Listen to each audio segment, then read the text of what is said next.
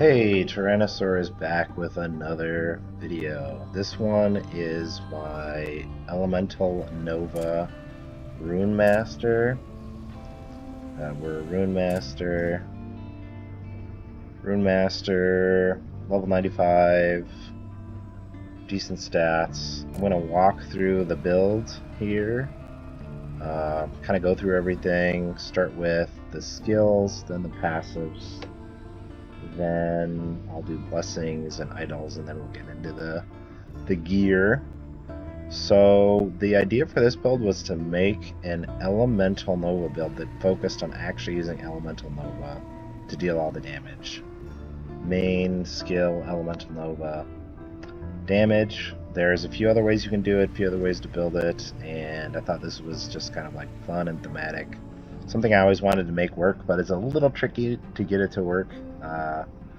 The problem with Elemental Nova is that it doesn't do a ton of damage. Ton of base damage. It has a few other issues, but once you kind of get the build put together, like this build, I'll have it going, it doesn't really have any amazing items or high LP anything.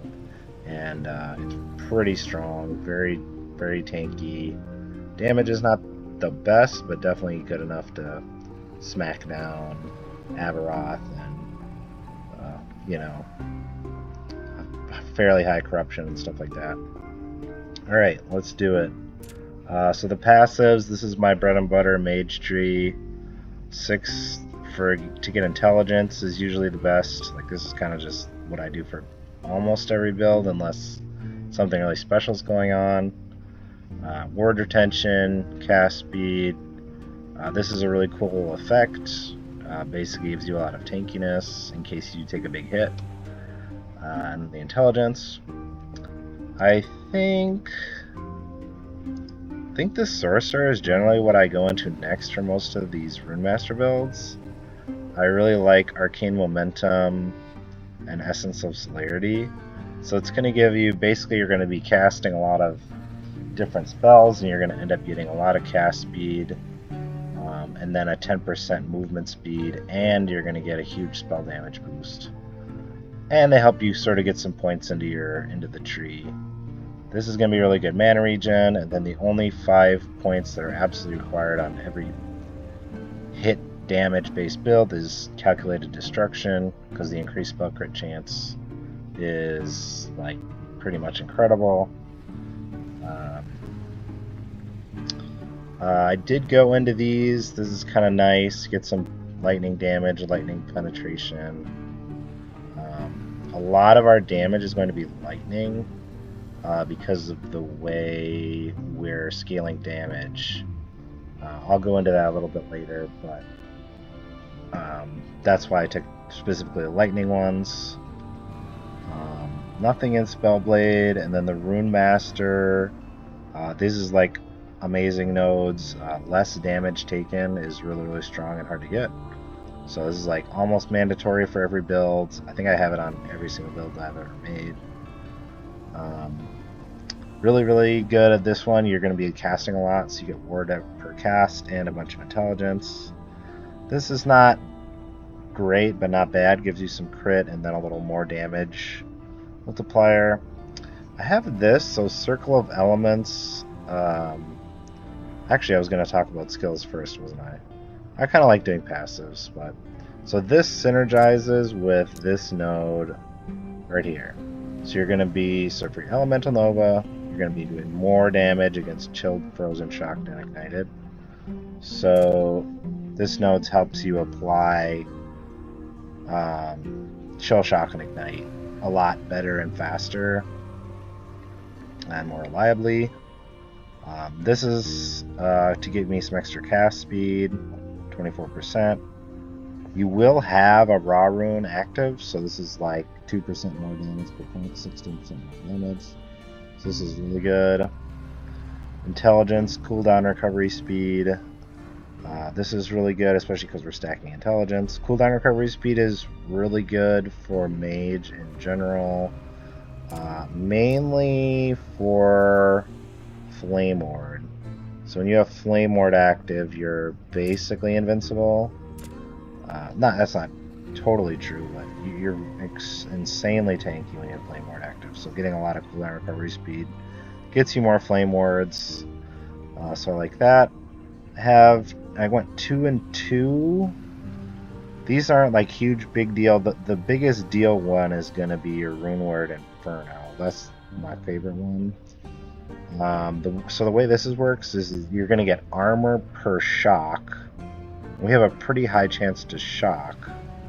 So you're going to be getting more. You're going to be getting, 30% more armor because you can have 10 shocks on the enemy. So 30% more armor is really good. And we only need 1 point, so I sort of do these. I try to get these 3 if it's possible, if you have skills. So I think my fire is my actual Elemental Nova.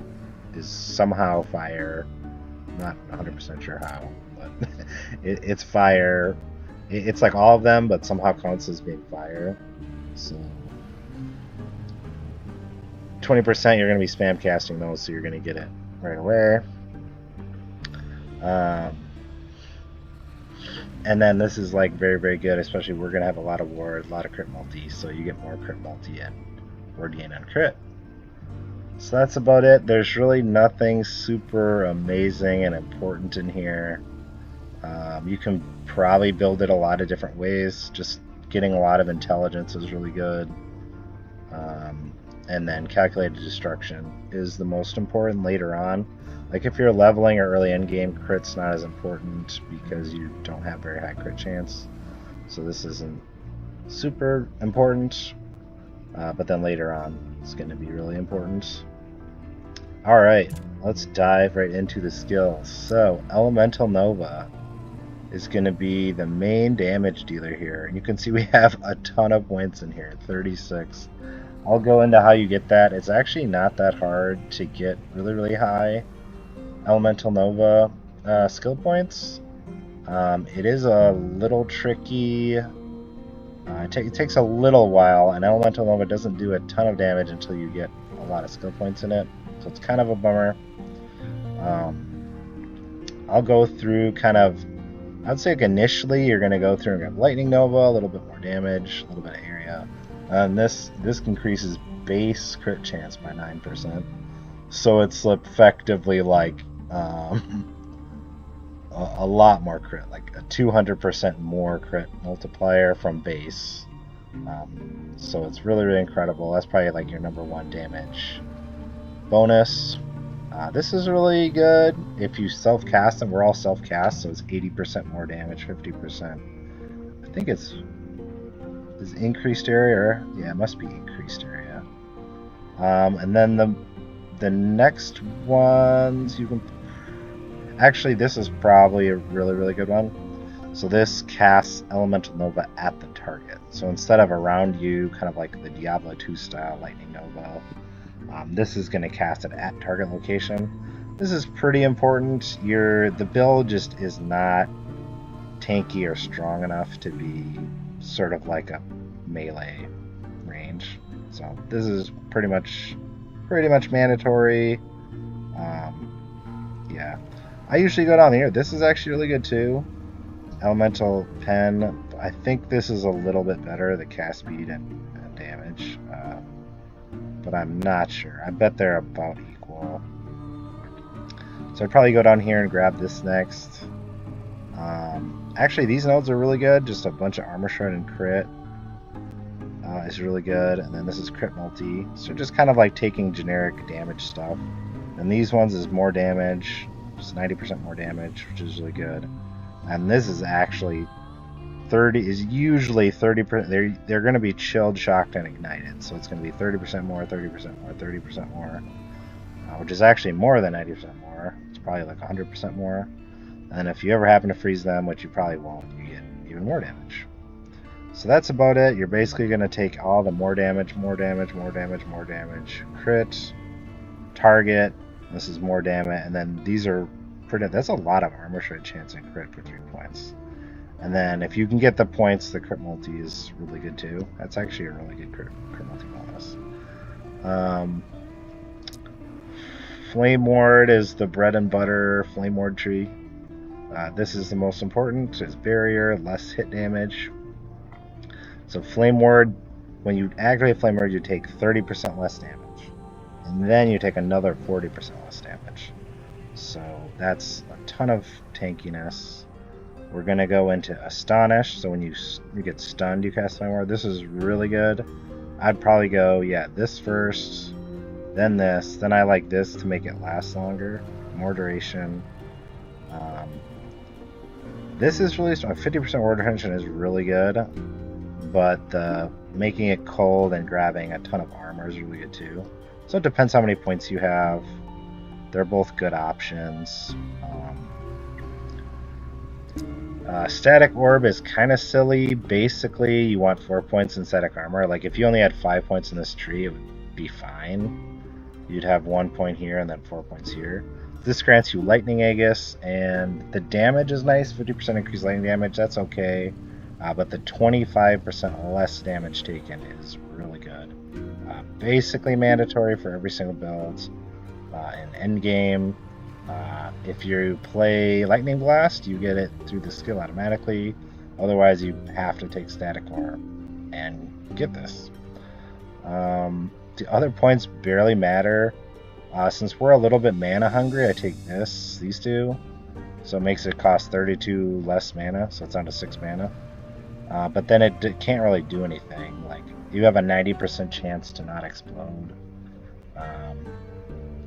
Yeah, so just normally, if you don't take these, you can grab a bunch of shock chance and a bunch of tendrils and orbs, and you can shotgun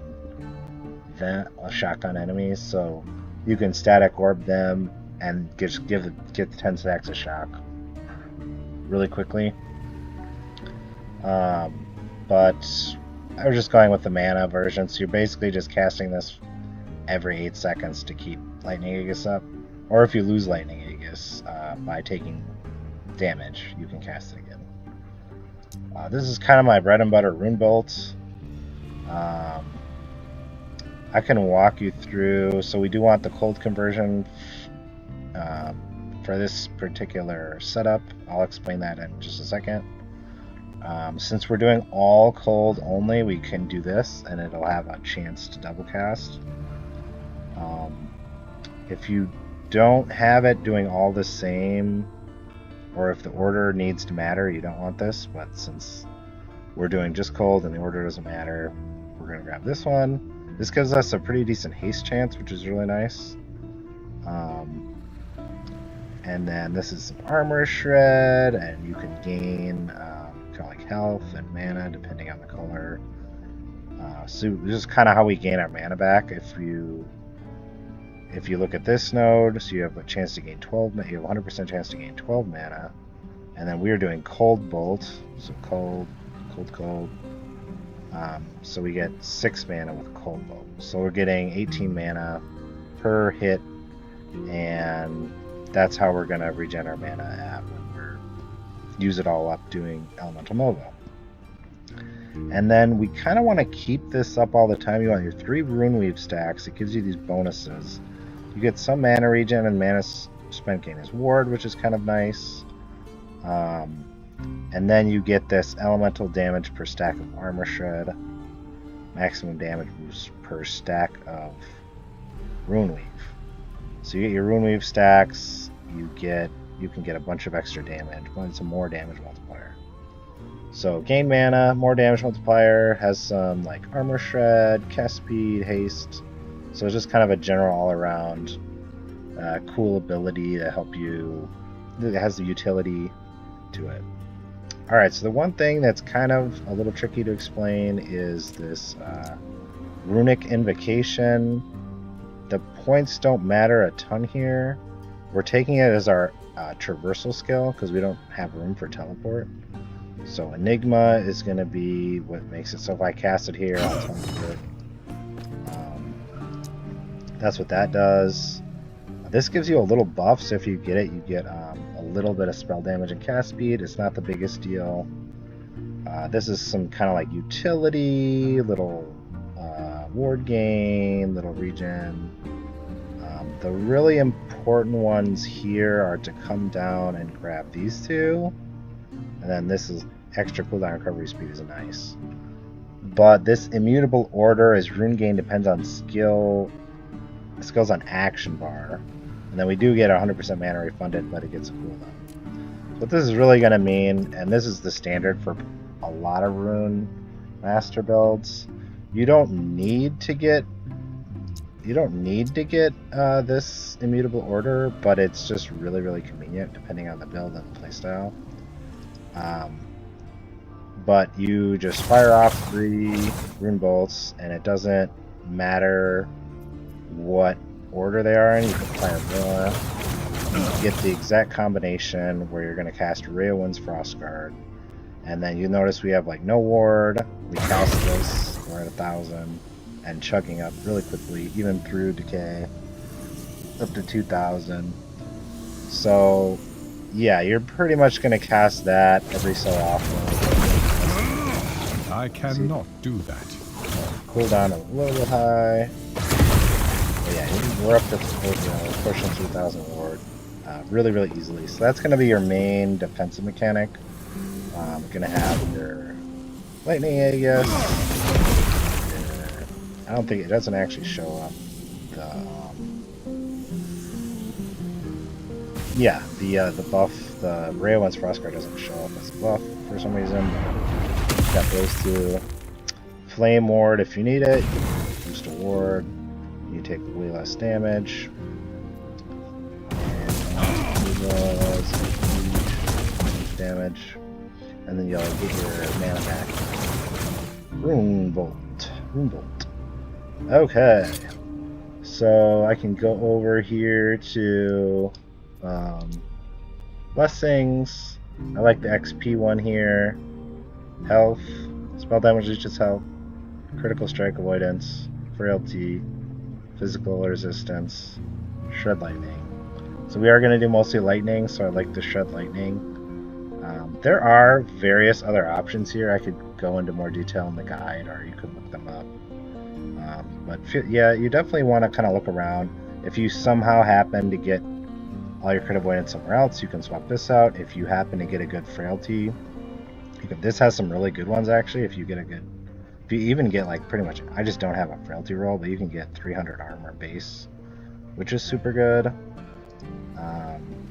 And then if you happen to get your physical resistance, you can get like a big increased armor. So there are other options here. If you decide you don't need the health reliefs, or you just want to do more damage, you can grab like crit multi. That's not the high crit multi, is it?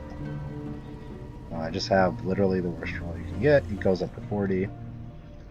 And then this one too, later on you can get some other stuff besides experience. That's good. So I'm going to go through these because these aren't super important. I like increased armor and mana. 8% increased armor is actually pretty decent. And then this one has lightning critical strike chance. Not the best. None of these are super important or amazing. This has cast speed while you have lightning, I guess, which is actually really pretty good. It's a lot of cast speed. It goes up, I think it goes to 18. It goes to 19 even. And then this one has elemental resistances. Then these are my favorite. So it's going to be the new increased health mod. Health gain on kill isn't that important, but the just 6% increased health is actually really good. And then you can get elemental resistances on them, or a specific resistance. This I just get a little more elemental resistance pen. This is like poison. I think I needed a bunch of poison. So poison, health, more elemental resistance. So just resistances, health, fill out your other resistances, maybe grab a couple of these damaging ones. Not a super big deal for those. Cool. So now on to the gear, the fun part. So the way we can kind of fill in some of the gaps. So the way you get Elemental Nova to such a high skill levels with the Crest of Unity, the base, it rolls 3 to 6 plus. So you kind of want to wait till you get 6 on one, and that's pretty good. And then if you get a 6 with 1 LP, you can wait till you get a tier 7 +4 to Elemental Nova mod, and then smash on here, and then you get 10 to Elemental Nova and 100% increased elemental damage. So this is really strong for Elemental Nova if you're going for Elemental Nova as like your main damaging skill, and there are other ways to build it. But for this theme and this build, I really like this. I really wanted to use this and showcase like Elemental Nova damage. Unstable Core is really good. Most of the time it's good even without this, but you have this mod in the middle. When you directly cast Elemental Nova 6 times without a 2-second cap, the 6th cast gains a bunch of area, and 78 spell damage is a lot of spell damage. So that's a pretty cool little bonus. We also have a ton of mana, a ton of damage, 42% mana regen is really good, and then +1 to fire, lightning, and cold. Actually, all 3 go to Elemental Nova because Elemental Nova is a fire, lightning, and cold. So just between these two, you're getting +13, which is awesome. And then the rest, the other ones I'm getting come from Legends Entwined. So you get +1 to all skills per complete set. This is a great trick with this one. You can throw 1 mod on your gloves and you get a complete set. This is from a specific dungeon you have to go, so you'll have to farm this one particularly. It's not hard at all to do, and it's just not needed to get this extra skill point, but you can if you want. And this is the other main trick for this build. So because we want to use this helmet, to get Valatria's set, we have to have the staff set bonus. So Valatria's has this +1 spell lightning damage per 2 intelligence. This is basically mandatory on every single mage build right now. So you either have to get it on, get the set bonuses on helm and staff, or you can get it on your helmet with Legends Entwined. That's how you would normally get it, but I went with the staff plus Legends Entwined because you're getting, like, if you look at we're at 104. You will have less intelligence with the staff, but we're at 104, so it's 52 spell lightning damage. I mean, that's a ton of damage. It's kind of insane. So that's really strong. I don't think this is the best staff. I like chill on hit, and then this is missing the 87 spell damage. It's 85 to 95, so it has a low base spell damage roll. Only T6 crit multi and only T4 spell damage. So this isn't like the best staff in the world. They could make a way better one. I somehow haven't gotten a better one. It is a little tricky because the Valatria's is another prefix. So this does have a T6 prefix, a T4 prefix, and then the Valatria's. So it's slightly better than it looks. Okay, so we've got the Legends Entwined. We're stacking intelligence. We got intelligence here, intelligence here. This is missing intelligence, but this has intelligence, this has intelligence, this has intelligence. So we're stacking some intelligence throughout the tree and throughout the gear. We're getting Valatria's set through the staff and this ring to get a ton of spell damage and lightning damage, and that's why we focused lightning damage here and lightning pen, because we've got a ton of extra lightning damage coming. And we've got something like critical strike with lightning skills, which Elemental Nova is a lightning skill, I guess. What else is there? So the rest of the gear is really chill. And you see we've got some 1 LP things. Getting a good rolled 1 LP Unstable Core is probably the hardest piece of gear I have equipped right now. It can be hard to get a T7, just any T7 mage mod like that can take a while. If you have kind of a bad Crest Unity and you want to get this build online, you know, it might take a while. It could take a while to get the T7 Elemental Nova, depending on how much you play. But the belt is just mana regen, cooldown recovery. I really like the Praetorian belt and the Eternal Gauntlets because they stack a bunch of armor. Mage, like every mage build stacks armor. That's just how they work.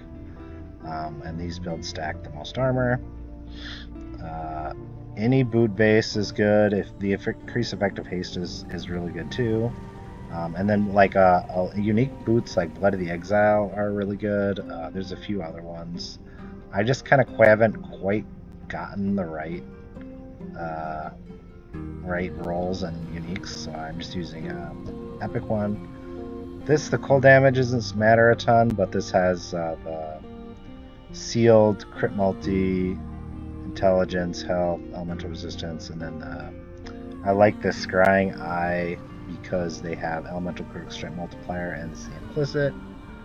I like Ivory Ring kind of the most as the base because 45 necrotic resistance and 100 war decay threshold is a really good implicit. There are definitely other rings, implicits that are really strong too.